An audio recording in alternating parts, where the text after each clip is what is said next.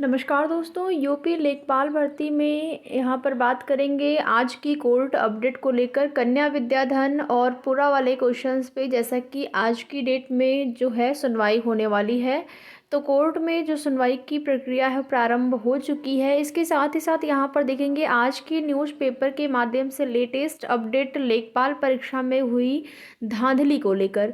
जैसा कि आप देखेंगे यूपी पीएससी से आरओ एआरओ की परीक्षा लीक का मामला और साक्ष्य भी पाए गए, जिससे कि पेपर को जो है कैंसिल कराते हुए री एग्ज़ाम की घोषणा हो गई।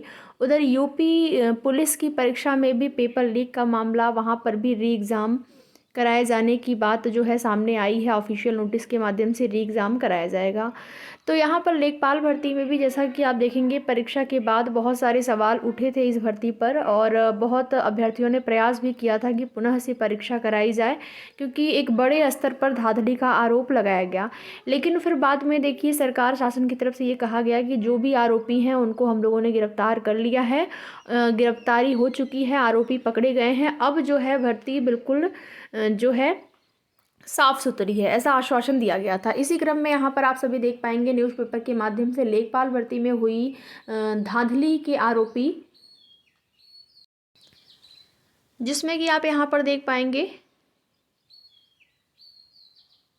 पेपर लीक, कई केंद्र व्यवस्थापक एसटीएफ के रडार पर। यहाँ पर सिपाही भर्ती का, लेखपाल भर्ती का आपके लिए ज़रूरी है जानना। जो भी चीज़ें हैं देखिए आपकी भर्ती संबंधित, चाहे वो नेगेटिव चीज़ें हों या फिर पॉजिटिव हैं, क्या कुछ जानकारी है, क्या कुछ सूचना है, आप सभी को उससे अवगत होना ज़रूरी है। इसीलिए आप सभी यहाँ पर देख पाएंगे कि लेखपाल भर्ती में नकल कराने वाली फरार चेतना गर्ल्स इंटर कॉलेज करेली में 31 जुलाई 2022 को लेखपाल भर्ती परीक्षा के दौरान नकल के आरोप में रितु सिंह को परीक्षा दे रहे अभ्यर्थियों ने पकड़ लिया था।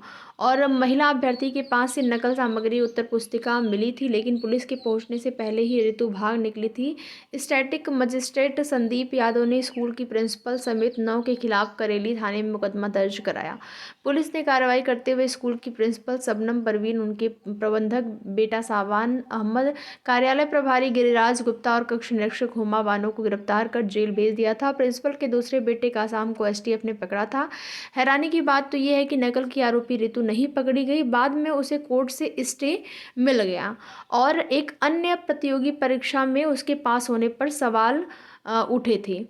तो जो यहाँ पर ऋतु के बारे में आप लोगों ने देखा होगा, तो अन्य भर्ती में भी ये शामिल हैं ऐसा बताया गया है। अब भर्ती का नाम आपको नहीं बताया जा सकता है अभी, क्योंकि कुछ चीज़ें होती हैं, वैसे आपको पता ही होगा, लेकिन कुछ चीज़ें होती हैं कि बिल्कुल कंफर्म नहीं होता है कि हाँ इस भर्ती में वो अभ्यर्थी है, तो फिर कह पाना थोड़ा सा मुश्किल होता है। और बिल्कुल कंफर्म भी होता है तब भी ये चीज़ें कोई भी खुद से नहीं कहना चाहता है। अगर न्यूज़पेपर में आपको ऐसी कोई भी भर्ती के बारे में या फिर किसी भी माध्यम से पता हो, तो अगर आपको जानकारी हो तो आप लोग कमेंट करके ज़रूर बताएं। तो यहाँ पर देखेंगे इस भर्ती में तो ये कहना था शासन सरकार का कि जो भी संदिग्ध थे, जो भी ऐसे धांधली करने वाले लोग थे, सब लोग पकड़े गए हैं और अब भर्ती जो है बिल्कुल साफ़ सुथरी है। भर्ती जो है अपने अंतिम चरण में है, आप सभी को पता है। इसी क्रम में आज की डेट में जो सुनवाई होने वाली बहुत ही महत्वपूर्ण है, जिसमें कि आपका कन्या विद्याधन वाला प्रश्न, पूरा वाले प्रश्न पर आयोग ने जवाब लगा दिया था। और सिंगल बेंच में इस प्रश्न पे बिल्कुल 100% ये लग रहा है कि ये जो मामला है वो निस्तारित हो जाएगा, यानी कि ये केस आपका डिस्पोज्ड हो जाएगा। उसी प्रकार से जैसे सोलर वाले प्रश्न पर फैसला आया, सोलर वाले प्रश्न को जैसे डिस्पोज्ड किया गया, उसी प्रकार से इस प्रश्न को भी कर दिया जाएगा। कन्या विद्याधन वाले प्रश्न में थोड़ा सा डाउट है, अगर जवाब लगा दिया गया होगा तो फिर आज मामला निस्तारित हो सकता है, अन्यथा हो सकता है कि कोई नेक्स्ट डेट लग जाए। वैसे तो संभावना है कि जवाब लगा दिया गया होगा, ठीक है, तो इसकी भी संभावना बहुत ज़्यादा है, क्योंकि देखेंगे कल की डेट में मुख्यमंत्री जी से मिलने के लिए जनता दरबार में लेखपाल भर्ती के अभ्यर्थी गए हुए थे और उनको ये आश्वासन दिया गया कि 1 महीने के भीतर आप लोगों का जो ज्वाइनिंग लेटर है वो आप लोगों को मिल जाएगा। 1 महीने के भीतर आपकी भर्ती जो है वो पूरी तरह से कंप्लीट हो जाएगी। और उसके साथ ही साथ कोर्ट मैटर की बात करें तो ये बातें सामने आई कि कोर्ट के जो भी मैटर हैं वो 1 सप्ताह में निस्तारित हो जाएंगे। जिसमें कि आप सभी को बता दें कि 22 मार्च को जो लगा हुआ है सुप्रीम कोर्ट में मैटर, पहले जो है यहाँ पर हाई कोर्ट में जो भी मामले हैं, जो भी पेंडिंग है, उसका निस्तार ज़्यादा ज़रूरी हो गया है। तो हाई कोर्ट के जो पेंडिंग मामले हैं उसको निस्तारित करवाने की बात करें तो पूरी कोशिश आयोग, परिषद, विभाग, सरकार, शासन कर रहे हैं कि जो भी मामले हैं वो जल्द से जल्द निस्तारित हो जाएं। आज की डेट में अगर ये दोनों मामला डिस्पोज्ड हो जाता है आपका, तो फिर आप मान के चलिए कि जो भी 2-3 और मैटर बचे हुए हैं वो आपका 2-4 दिन में, यानी कि इसी वीक में, इसी सप्ताह में वैसे सारे मामले निस्तारित हो जाएंगे। फिर जैसे ही पेंडिंग मामले हाई कोर्ट से के डिवीज़न बेंच में जो भी चैलेंज किया गया है वो उसको निस्तारण किया जाता है, उसके बाद ही आप ये मान के चलिए कि आप लोगों का जो सुप्रीम कोर्ट में अर्जेंसी लगाकर 22 तारीख से पहले ही सुनवाई करते हुए संभवतः उम्मीद है कि आपको 22 तारीख से पहले ही नियुक्ति पत्र दे दिया जाए।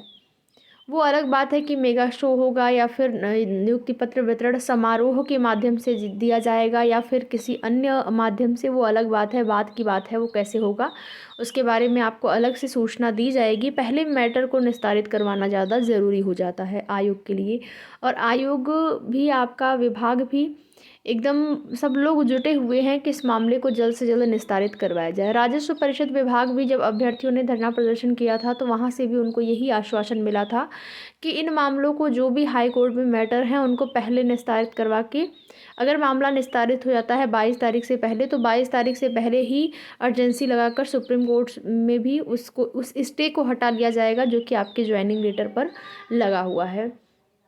तो जैसे ही आपकी सुनवाई समाप्त होती है, सुनवाई में क्या कुछ फैसला लिया गया, क्या कुछ निर्णय आया अभ्यर्थियों के पक्ष में, देखिए पक्ष में तो बिल्कुल आएगा, ऐसा बिल्कुल भी नहीं है, कुछ भी चिंता का विषय नहीं है, पक्ष में ही मैटर आएगा, मामला आएगा।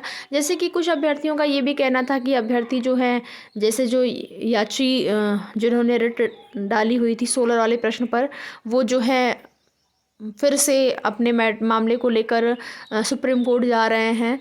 तो ये सारी चीज़ें जो भी हैं आपको केवल भ्रमित करने के लिए ये सारी चीज़ें बताई जा रही हैं। आप सभी को बता दें कि ऐसा कुछ नहीं होने वाला है, क्योंकि आप देखेंगे जो लेटर आया था या जो ऑर्डर आया हुआ था कोर्ट का, उसमें ये चीज़ें मेंशन की गई थी कि 21 नवंबर, डेट भी आप सभी को पता होंगी कि 21 नवंबर से पहले जो भी मामले होंगे उस पर तो सुनवाई होगी, उसको निस्तारित करवाना है। बट 21 नवंबर के बाद जो भी याचिकाएं, जो भी रिट जो है दायर की जाएंगी, उन सभी का कोई मतलब नहीं होगा। यानी कि 21 नवंबर के बाद की कोई भी याचिका से आपको डरने की ज़रूरत नहीं है। अगर कोई डालता भी है तो वो यहाँ पर अगर आप देखेंगे तो एक्सेप्ट ही नहीं की जाएगी, ठीक है, उसको एक्सेप्ट नहीं किया जाएगा कोर्ट की तरफ से। तो आपको बिल्कुल परेशान नहीं होना है, मामला आपका बहुत जल्द ही निस्तारित होगा, बहुत जल्द ही आपको नई डेट भी मिलेगी। और साथ ही जैसे ही बिल्कुल कंफर्म हो जाए आप लोगों का ज्वाइनिंग, तो अगर उसके बाद वीडियो भर्ती, जो ग्राम विकास अधिकारी 2018 वाली भर्ती है, अगर उसमें डीवी की डेट आती है तो आप लोग ज़रूर सहयोग करें डीवी स्किप करने में। अभ्यर्थी लगे हुए हैं वीडियो वाले कि जिनका लेखपाल में चयन हो गया है वो लोग वीडियो की डीवी स्किप कर दें। तो देखिए यहाँ पर तो ये है कि जब श्योर हो जाएगा, सारे मामले निस्तारित हो जाएंगे, तभी अभ्यर्थी बिल्कुल श्योर हो पाएंगे, क्योंकि कहीं ना कहीं कुछ ना कुछ अड़ंगा रह जाता है तो फिर बाद में दिक्कत हो सकती है। तो इसलिए आप सभी से कहना है, अगर आपका चयन बिल्कुल कंफर्म हो जाए, यानी मैटर निस्तारित हो जाए, आपको ज्वाइनिंग लेटर मिल जाए, तो उसके बाद अगर डीवी होती है वीडियो 2018 भर्ती की, तो आप लोग ज़रूर सहयोग करें उन बेरोजगार अभ्यर्थियों का जो कि आपसे निवेदन कर रहे हैं कि अन्य भर्ती में चयनित अभ्यर्थी यहाँ पर डीवी में हिस्सा न लें। तो आगे की जो भी अपडेट होगी आप सभी को उसकी सूचना दी जाएगी। वीडियो में लास्ट तक बने रहने के लिए आप सभी का बहुत बहुत धन्यवाद।